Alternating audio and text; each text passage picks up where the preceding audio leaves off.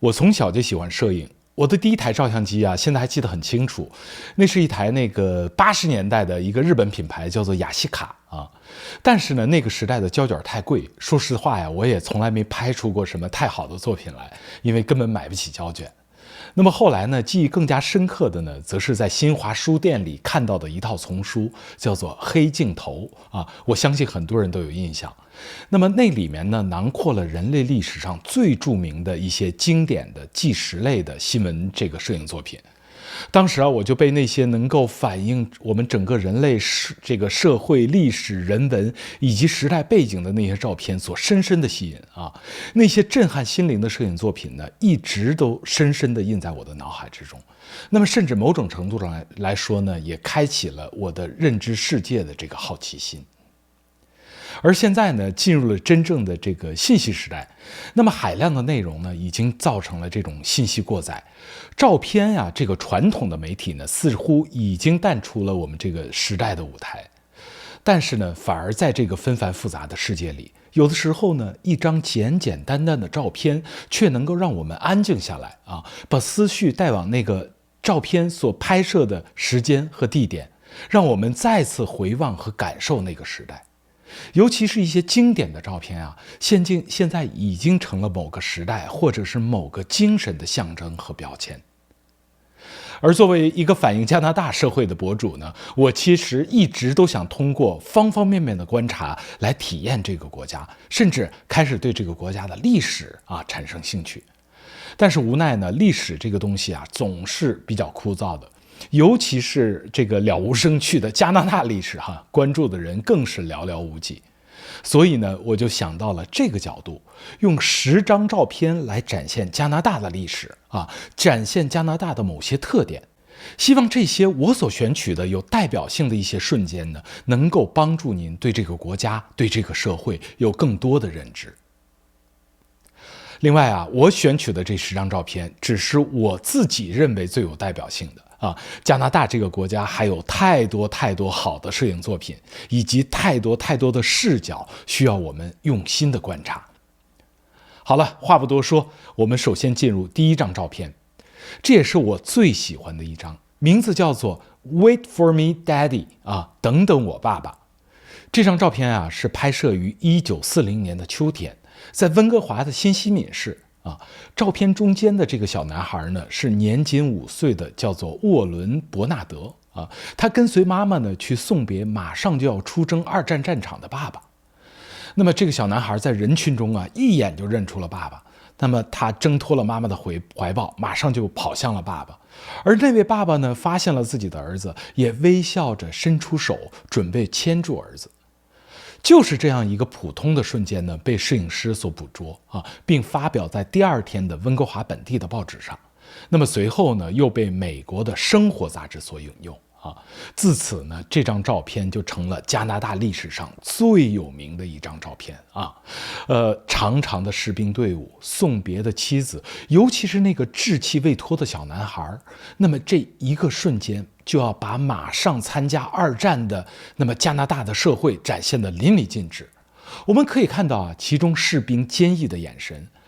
但是马上就要离家前往未知的战场了，此一去呢，不知归期。大多数人的表情呢也是严肃的，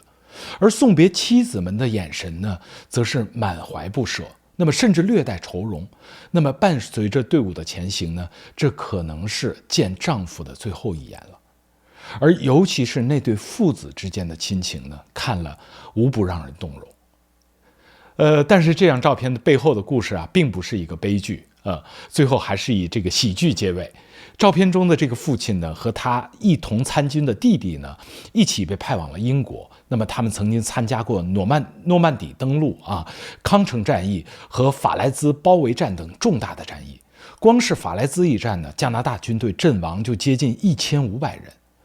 那么在1945年呢，这位父亲终于健康地回到了加拿大。而此时的小男孩沃伦·伯纳德已经是10岁了，整整过去了5年。但是呢，虽然人回来了，这5年的分离呢，让这个小男孩的父母呢，也最终走向了离婚。那么，并且呢，后来父亲也患上了创伤后的应激障碍，那么此后的几十年里啊，这位父亲都极少提起在战场时的经历。那么在整个二战中啊，加拿大总共有110万名士兵参战，而当时加拿大全国的总人口呢才1100多万，也就是说，这个国家派出了1/10的国民。那么最终呢，有超过4万人献出了自己的生命。而在之前的第一次世界大战以及近代的主要的世界的战争中呢，也不乏加拿大军人的身影。那么目前呢，加拿大军队总共有6万多人的规模啊，但是呢，强大的这种预备役制度以及少年军校呢，也是培养了大量的后备力量。那么我们不去分析究竟加拿大现在这个国家的这个实力啊，战斗力有多强，但是单从精神上来讲，这依然是一个尚武并且充满正义感的国家。好，我们再来看第2张照片。那么这张照片的主人公啊，名字叫做 Terry Fox， 他是我最尊敬的一位加拿大人，没有之一。1978年呢，年仅18岁的 Terry Fox 被诊断出骨癌啊，不得不在右膝上方15厘米的地方截肢，等于基本上右腿啊一大半全部都没掉了。那么随后呢，又进行了长期的化疗。在治疗过程中啊 ，Terry Fox 就开始关注这种患癌儿童跟自己一样的这些青少年，苦难中的青少年，并希望呢能为那些跟自己同样不幸的孩子们能够做点什么。那么在他患病之后的2年，也就是1980年，20岁的 Terry Fox 呢，决定用穿越加拿大的长跑来唤醒人们对于癌症的关注，更希望呢用自己的实际行动来鼓励那些病痛中的孩子们。那么他把这一壮举命名为希望的马拉松。Terry Fox 的起点呀，是加拿大最东部的纽芬兰省。那么他把他的假肢啊，在大西洋的海水里沾了一下啊，有象征意义，这就是加拿大最东边的起点。然后呢，就毅然决然地开始了自己的漫长的征程。那么他的终点就是自己的家乡啊，太平洋沿岸的温哥华。Terry Fox 每天要拖着假肢奔跑40多公里，相当于每天跑一个马拉松。那么他的假肢呢，经常把大腿磨得鲜血淋漓。每次开跑的时候截肢的部位都要熬过20分钟的剧痛，那么随后呢，才能逐渐缓和下来。而他健全的那条腿忍受的痛苦更大。由于假肢不能提供正常的缓冲力和蹬力，只能是靠左腿额外的多垫一步，一颠一颠的奔跑。您可以想象到它是有多么的艰难。那么在这样漫长的这个长跑的过程中呢， Terry 总共跑坏了8双鞋子，更换了9条假肢。有的时候跑着跑着，假肢突然就断掉了，失去平衡的 Terry 呢，直接就跌倒在地上。不过呢，坚强的他丝毫不把这些小伤放在心上。他在和一群小孩子相聚的时候他还笑着说，假腿也有好处，因为它断掉的时候你不知道疼。可是呢，当他路途中和那些患癌症的小朋友见面的时候呢，却心疼的落眼泪。在历时143天、长达5373公里的长途跋涉之后呢，他募得了2400万加元的巨额捐助。在1980年的9月1日，当 Terry 跑到了安省的雷湾，也就是 Thunder Bay 的时候呢，由于癌细胞已经快速地蔓延到他的肺部，那么他开始发高烧，并且陷入昏迷，不得不终止长跑，那么再次开始住院。而此次的住院呢，让 Terry Fox 也再没有机会回到他人生的赛道。1981年6月28日 ，Terry Fox 与世长辞，举国上下无比的悲痛。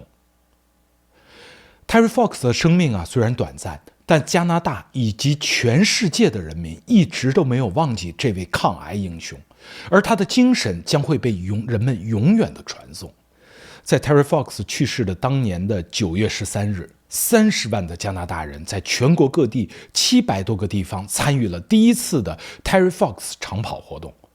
从那以后的每一年，每一个加拿大的城市，每一所加拿大的学校都会举办以 Terry Fox 命名的长跑活动。此外呢，在全球55个国家都有以 Terry Fox 命名的癌症基金会。每年呢也以各种各样的形式举办长跑募捐活动，多年来已经募集善款数亿加元。一个仅仅活了21岁的年轻人却用他的精神永远地影响着这个世界。每个国家都有自己的英雄，他们当中呢，有的是开国先贤，那么有的是民族英雄，那么也有文艺偶像，也有商业奇才。但是唯独在加拿大，这个最有激励意义的英雄是一个年仅21岁就去世的，没有任何丰功伟绩的，只凭借着他自己的精神就能够影响着全世界的普通加拿大人 Terry Fox。 好，我们再来看第3张照片。这张照片是来自太空，它拍摄于1996年，是美国的航天飞机奋进号的第72次飞行。在照片中最吸引人眼球的是一个长长的机械臂。那么在这个机械臂上有一个加拿大的标志，格外的醒目。这就是在人类航天史上非常有名的加拿大臂。加拿大臂是安放在航天飞机上的一种机械臂也是一种智能机器人，在执行太空任务中呢非常的重要。而这一技术呢一直是由加拿大独家提供的。加拿大臂最早是在1981年的这个哥伦比亚号第2次太空任务中呢就正式登场了。那么至今已经跟随5架航天飞机执行了90多次太空任务。它对于国际空间站的建设呢，跟哈勃太空望远镜的维修都起到了至关重要的作用。那么加拿大臂呢，在2011年的7月份，伴随这个亚特兰蒂斯号完成了最后一次的航天飞机这个任务那么由于美国的航天飞机的这个项目终止，那么它也结束了它的使命。它的原型的1号机和2号机呢，现在也保存在加拿大和美国的太空博物馆。但是最新的消息加拿大将与美国重启月球开发计划，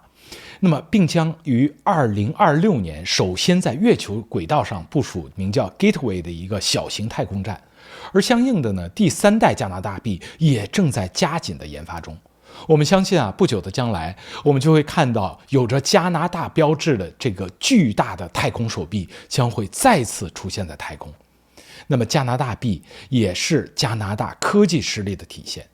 虽然加拿大的整体的科技实力呢，跟中日美等这种大国仍有很大的差距，但是呢，在很多尖端的科技领域，加拿大依然有着极强的研发和创新能力。下面我们要看的第4张照片呢，是一张历史的老照片，它的名字叫做最后一根道钉。它拍摄于1885年的11月份这是横贯加拿大的太平洋铁路贯通的标志。为什么一条铁路的贯通会有这么大的纪念意义呢？您要知道这可不是一般的铁路，而是真正能够连接起加拿大的一条生命线。我们都知道欧洲的殖民者最早来到北美都是跨越大西洋来到北美洲的东海岸美国最早建立起来的呢，就是东部的13个州，而加拿大呢，最早呢也是由东部的魁北克省跟这个安大略省首先发展起来的。当然最早的时候这2个省还是统一叫做一个名字，就叫做加拿大省在1867年加拿大建国的时候呢，正是由东部的这个我们刚才提到的最大的加拿大省，以及相对较小的 NB 省跟 IS 省3个英属的殖民地组成了加拿大联邦。那么随后呢，加拿大联邦才逐渐的西扩，开发出最适合于粮食耕种的中西部的草原3省以及太平洋沿岸的 BC 省。而1871年 BC 省呢同意加入联邦的时候呢，有一个非常重要的条件，就是要修一条贯穿加拿大的铁路，打通 BC 省与东部的一个交通命脉。而我们照片中1885年的太平洋铁路的贯通呢，其意义呢不仅仅是团结了整个加拿大，让这个国家有了贯穿各个省份的一个交通命脉，让大量的东部居民能够前往西部进行西部的开发更重要的是，这条铁路能够将大量的农产品和工业产品通过太平洋和大西洋的海运出口到全世界各地，让加拿大的国家经济摆脱原始的状态，真正作为一个整体国家开始快速的发展。所以啊，这条铁路的修通呢，某种意义上来说呢，真正的象征了加拿大作为一个现代国家的建立。它的实际意义啊，甚至比早18年的加拿大建国要更加重大。而这里我们着重要提的呢，是在修建太平洋铁路期间呢，华人劳工起到了至关重要的作用。那么至少有1.5万名华人劳工参与了铁路建设。那么其中有上千人就长眠在了 BC 省跟阿省之间的落基山脉，而更多的华人呢，则一直就留在了 BC 当地生活，这也是最早的加拿大华人移民。当然了，在那个年代呢，华人劳工是饱受歧视的，生活条件呢非常的恶劣，尤其是后来出台的专门针对华人的人头税，也是加拿大移民史上最大的耻辱之一。那么现在呢，在加拿大的西部还有很多的博物馆都专门有展厅来纪念那些为加拿大做出贡献的华人劳工，那么更是为当年的黑历史呢进行检讨。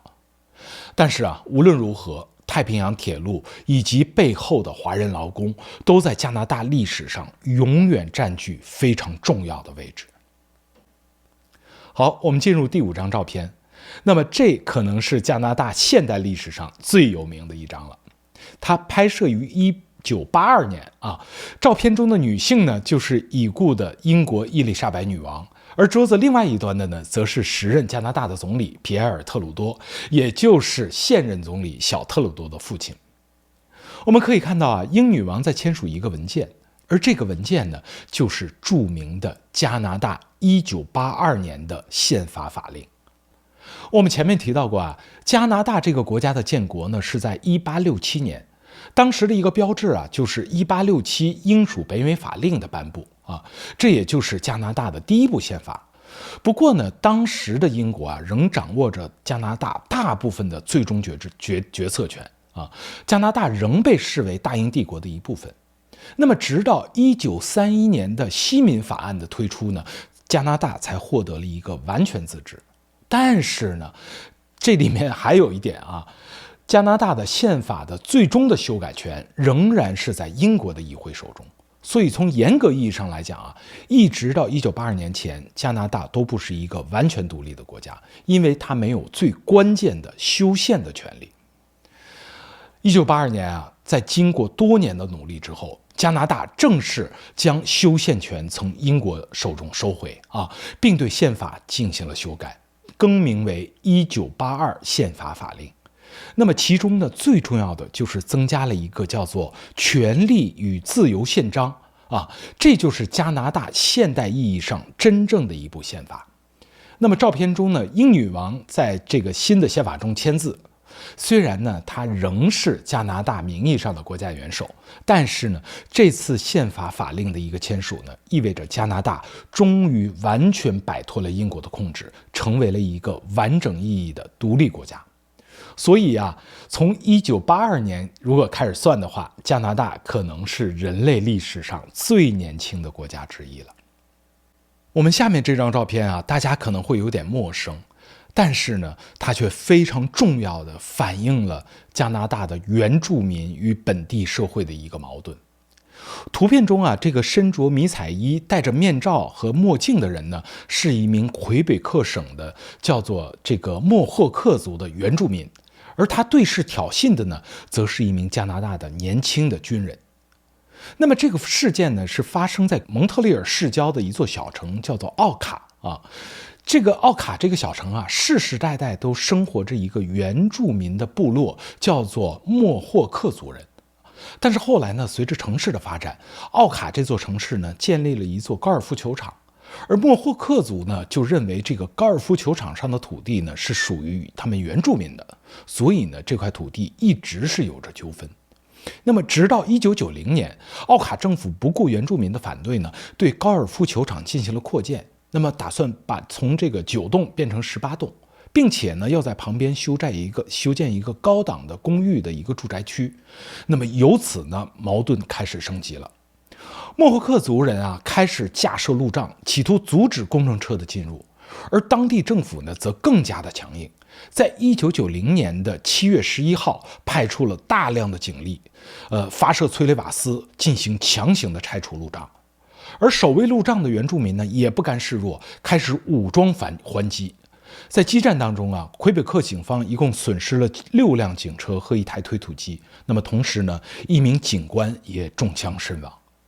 警方的这次突袭啊，使得对抗升级，那么危机呢自此就开始爆发了。危机爆发之后呢，原本武装守卫的莫霍克族人呢只有30多个人，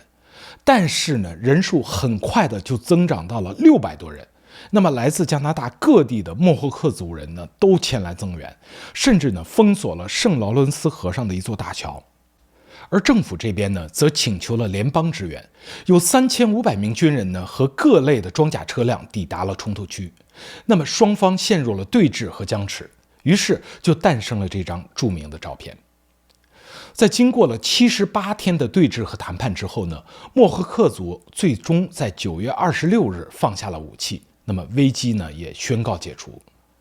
在这个奥卡危机之后啊，加拿大也开始重视解决原住民相关的土地争议。34名因持武器攻击而被起诉的莫霍克族人呢，被判无罪。加拿大政府呢也通过协商许诺提供给他们更多的土地。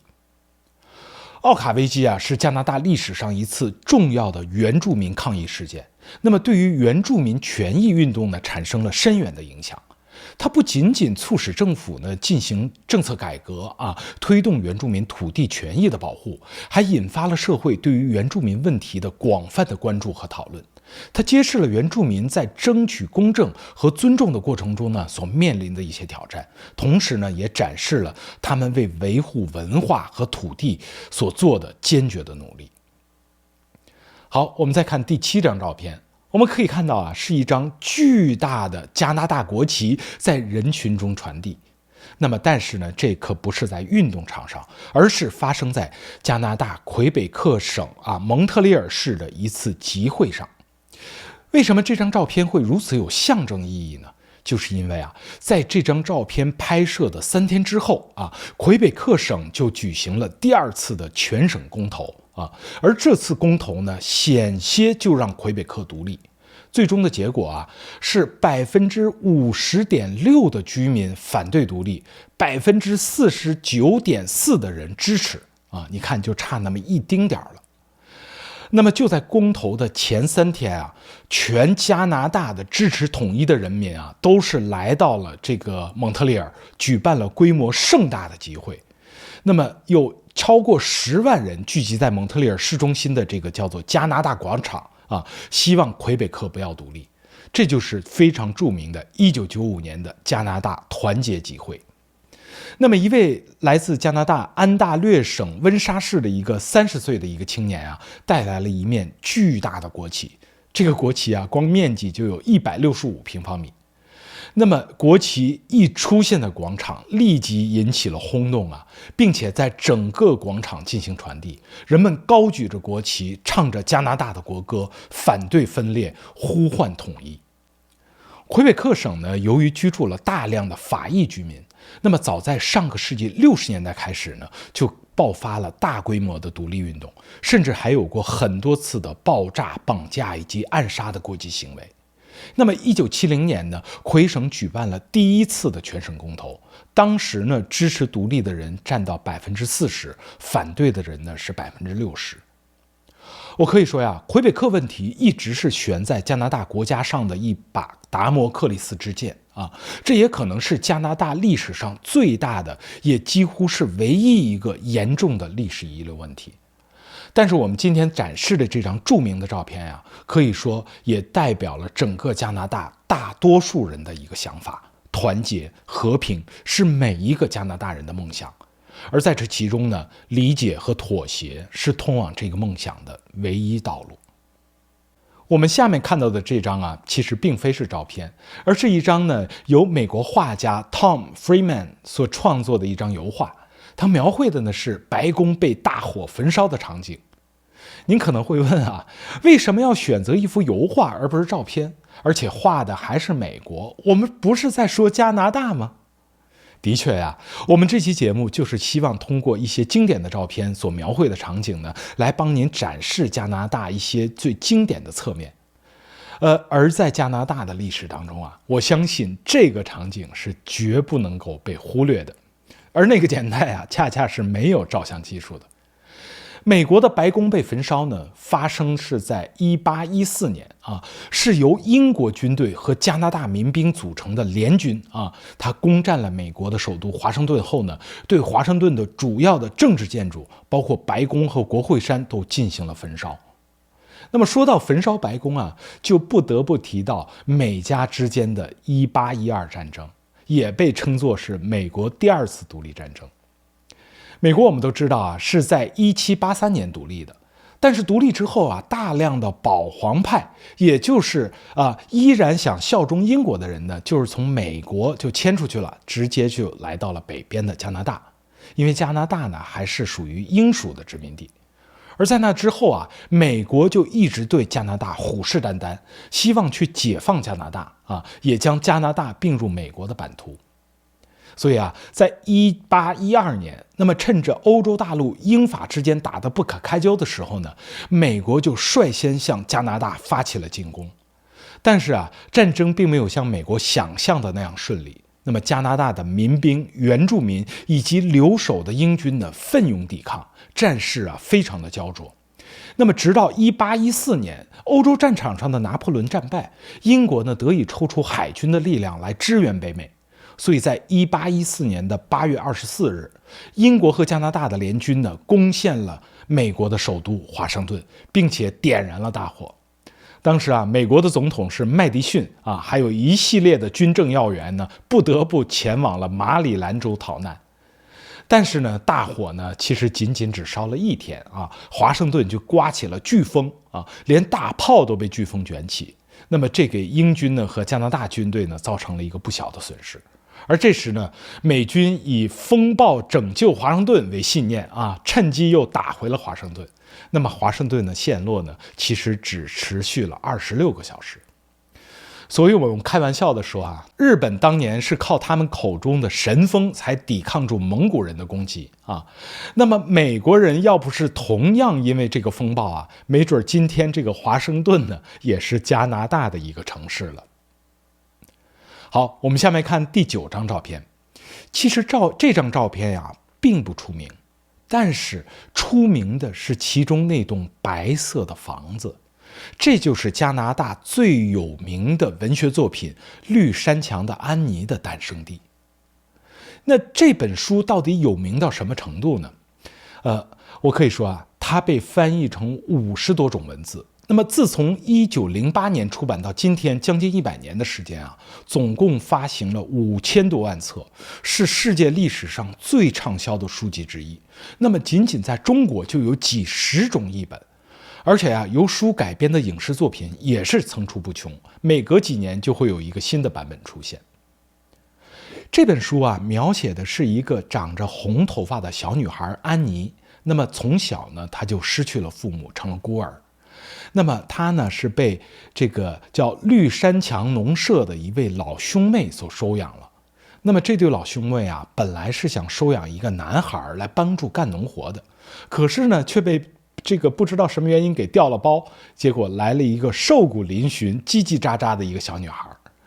但是啊，这个小女孩安妮，她的想象力特别丰富，又极具爱心啊。虽然她闹出了很多的笑话和乱子，但是呢，她每次也都会积极的改正。她的出现啊，给那对老兄妹以及那个安正的小镇呢，带来了无数的欢乐。那么安妮充满童心和梦幻的形象呢，打动了千万的读者，成为人们心中有着阳光般美好性格和浪漫情怀的可爱女孩。而这个故事的发生地啊，就是位于加拿大的 PEI 省，也就是爱德华王子岛。那么我们照片中的这间屋子呢，其实就是小说的作者露西·蒙哥马利在 PEI 的故居。他从小就是跟着外祖母在这栋房子中长大。某种程度来说呀，作者以及他从小的经历，就是小说中那个红头发安妮的原型。绿山墙的安妮啊，不仅打动了全世界许多的人，而那座美丽的岛屿爱德华王子岛也成为全世界旅游者向往的世外桃源。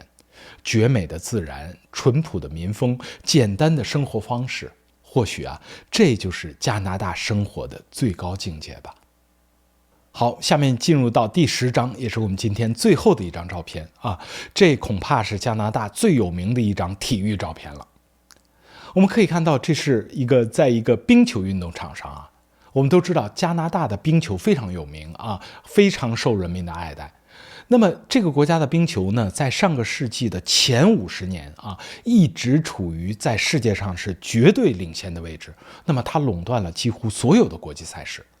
而在第2次世界大战之后苏联的冰球开始迅速的崛起，取代了加拿大的垄断地位。那个时候的奥运会等国际赛事呢，其实只允许业余选手参赛。但是因为对业余的定义不同，所以苏联国家队的这些球员在西方眼中几乎全都是职业球员。而加拿大最顶尖的这个球员呢，却因为他们都是职业选手而不能够参加国际比赛。这也就导致呢，加拿大在国际赛事上呢多次输给了苏联尤其是在奥运会冰球比赛当中呢，苏联在之前呢已经是连续夺得3届的冠军，这极大的刺激了加拿大。那么加拿大呢，也希望以最强的阵容与苏联一决高下，而苏联呢也想吸收与加拿大最顶尖球员比赛的经验。所以双方一拍即合。那么在1972年的时候呢，就有了这样一个只有加拿大和苏联对抗的系列比赛。那么它允许职业运动员参加。那么除了顶尖的这种运动的对抗其实在当时的1972年也是冷战最激烈的时期。那么故此呢，这场大赛无可避免地挑起了双方强烈的爱国的情绪。比赛呢，总共将进行8场，那么其中4场是在加拿大，4场是在俄罗斯。但是在比赛开始之后，结果却并非像加拿大人想象的那样压倒性的优势。那么一上来第1场在蒙特利尔的比赛当中加拿大就以3-7大败前7场比赛当中双方也打了个平手，都是3胜1平。那么最后一场比赛就显得格外关键了。那么这场比赛呢，是在苏联的莫斯科进行的。那么这场决定胜负的比赛呢，吸引了全世界的目光。那么他的比赛同样极其的焦灼。那么在结束哨声马上就要吹响的时候呢，双方还都是5-5平手。那么直到比赛还剩34秒即将结束的时候，加拿大的球员保罗·安德森发动了致命一击，最终呢，加拿大以6-5获胜这时候整个加拿大甚至整个的西方世界都沸腾了。要知道，当时的冷战背景下呢，这不仅仅是一场这个体育比赛，更是2个制度的较量。这次加拿大与苏联之间的系列冰球赛同样在世界体育史上有着重要的地位。那么它推动了世界体育的职业化进程，也让全世界呢了解到苏联运动员的真正实力，他们丝毫不比西方差，那么甚至呢有过之而无不及。那么这场比赛后来也被全世界称之为巅峰大赛被永载史册。并且呢，也将是加拿大人永远的骄傲。好了，今天的10张照片呢，我们就讲到这里。还是那句话，这些照片并不一定就是加拿大最有名的照片，而仅仅10张照片也远远无法反映出一个国家的全貌。但是呢，通过这些我认为非常有价值的照片，我也希望能够给您多一些对这个国家的了解，了解这个国家的英雄，这个国家的历史，这个国家的科技，以及更重要的是，这些照片背后所代表的价值观。好了，感谢您收看本期的大卫探秘加拿大，我们下期再见。